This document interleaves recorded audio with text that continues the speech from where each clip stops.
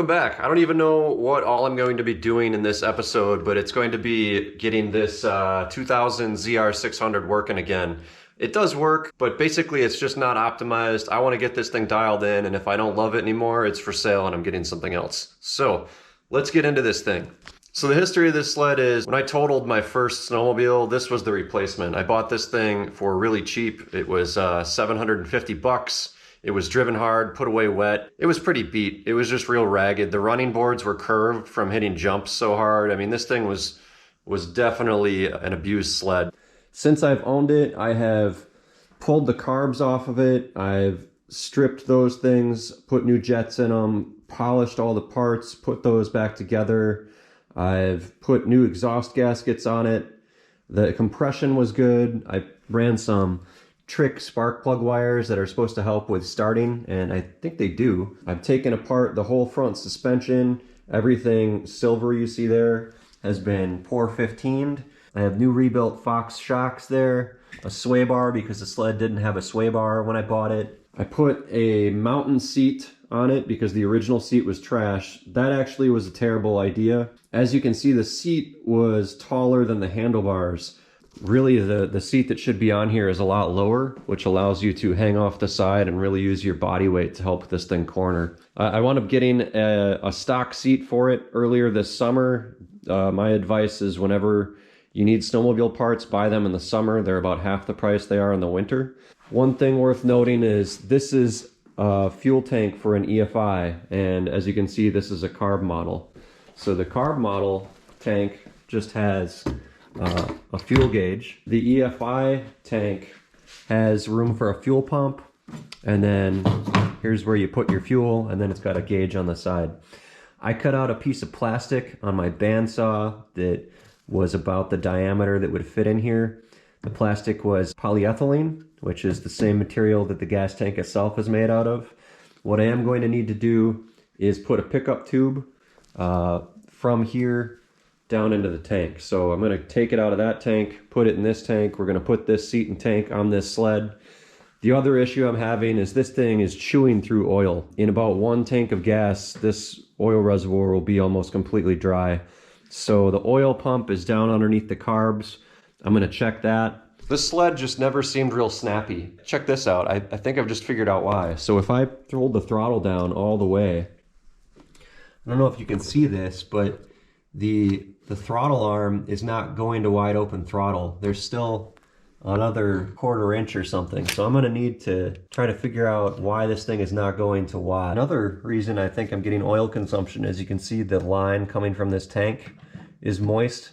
It just has a zip tie on here, not an actual hose clamp. I think I'm going to put a hose clamp on there instead, so I can be sure that that thing is tight. And hopefully this doesn't make a big mess.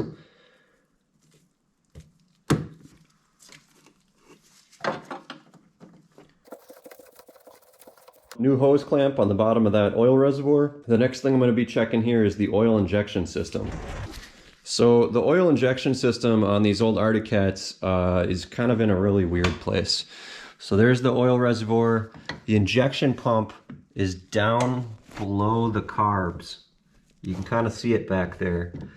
So in order to access the oil injection pump, I'm going to try to remove the carbs and get them out of the way, because it's just really hard to get to it. There we go. All right, so here's the oil injection pump. When I pull the throttle, this is where it should be at wide open throttle, but here's where it actually is. So that's my problem. I'm getting way too much oil. So this arm right here, this gray cable, is also connected to the throttle cable, so that it does the throttle for the carbs and it does the oil injection when you flip the happy paddle. But what you want to do is, it might be hard to see here, but there's a little line right about here. I don't know if you can see it. It's not the edge of this, but it's close to it. The tip of my pick is on this line right here. This line has to line up with this line on the casting. And I just adjusted this. I was using way too much oil. The edge of this was actually going past the line on the casting, but now you can see that mark lines up pretty well. And the way you adjust that is really simple. It's just 2 jam nuts on this cable right here.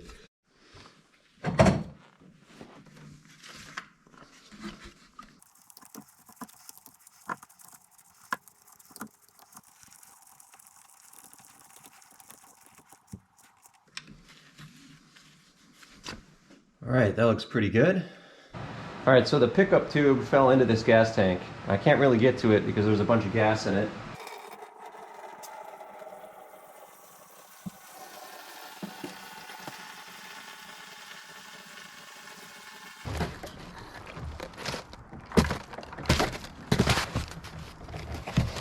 The fuel pickup is still in here. So I'm trying to soak up the gasoline with this cardboard, but also hoping the pickup comes out of the hole.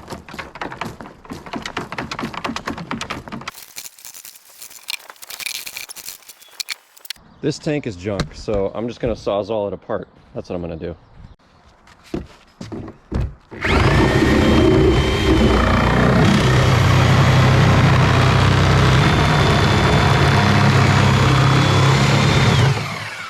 There we go.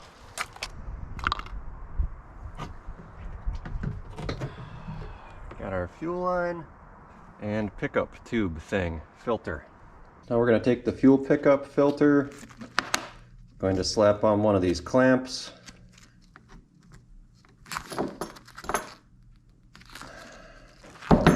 Where are you going? Nowhere.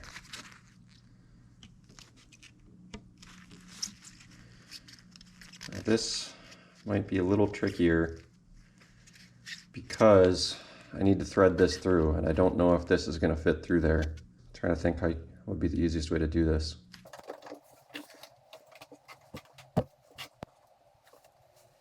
So what I wound up doing was I just used a zip tie because I could not get a hose clamp on there. It's just not enough barb to get a hose clamp on there. So hopefully a zip tie holds it on there. This is threaded all the way in there and has some of that yellow gasoline safe tape. Now what I'm going to do is just put a bead of black silicone on the cap here and thread this on.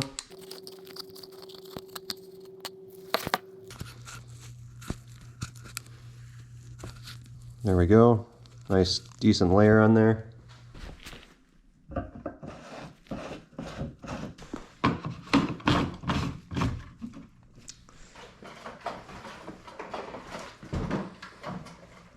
Don't want to forget to hook up the taillight.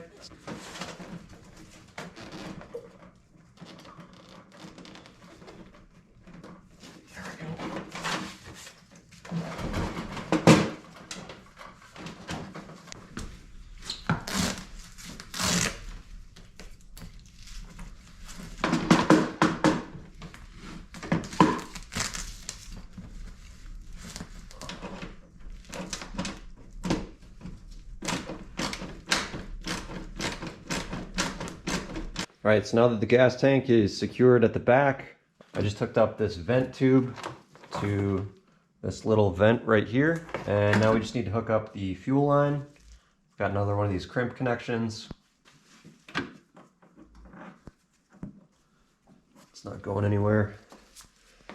I'm also going to adjust the throttle cable because I don't think I was getting wide open throttle. So that should just be this jam nut right here. That looks like wide open throttle to me because this throttle bracket, or this throttle arm here, is now touching that bracket. All right, one last check. It's touching at idle, and now at wide open throttle, it's actually getting all the way open, so that should be adjusted correctly. Whoever put this together last time was a moron, which is me. All right, we should be able to just put the air box back in and go see how this thing runs now that the oil injection has been adjusted. We have a new seat on here that actually fits. All right, sled's back together. Oil injection pump has been tweaked. Throttle cables have been tweaked. I'm really hoping this thing rips. Let's see what happens.